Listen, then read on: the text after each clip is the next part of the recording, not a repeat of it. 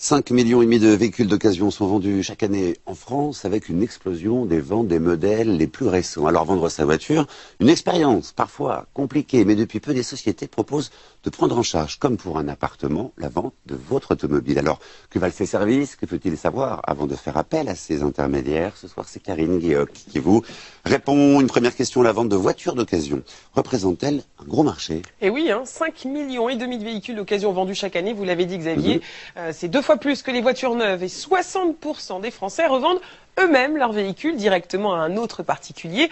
Alors l'autre possibilité, c'est le concessionnaire qui reprend votre ancien modèle lorsque vous en achetez un nouveau, mais le prix proposé est en moyenne inférieur de 20% à la cote officielle, d'où l'attachement des Français à la vente en direct. Une autre question. Bien sûr. Quels sont les avantages de faire appel à un intermédiaire pour revendre sa voiture? Alors en général, comme il faut 4 à 6 semaines pour trouver un acheteur, et bien là, vous gagnez du temps. Il existe en effet, et c'est très récent, des agences automobilières, vous comprenez le jeu de mots. Elles s'occupent de la vente de votre véhicule comme elles le feraient pour un appartement, de la petite annonce à la transaction.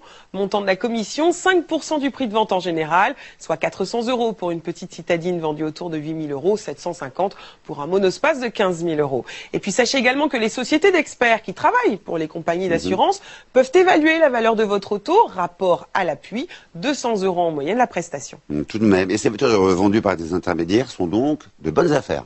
On peut le supposer en effet dans la mesure où ces professionnels sélectionnent les véhicules qu'ils vendent et puis surtout ils engagent leur responsabilité en cas de litige. Ce sont eux qui seront poursuivis par l'acheteur. Quoi qu'il en soit, si vous voulez acheter une voiture et même si le modèle est très récent, n'hésitez pas, quitte à le payer de votre poche, demandez un contrôle technique ou un second contrôle. Si le véhicule a déjà été examiné, il vous en coûtera 70 €, mais au moins vous aurez une garantie supplémentaire. Pas de fausses économies donc. Merci beaucoup.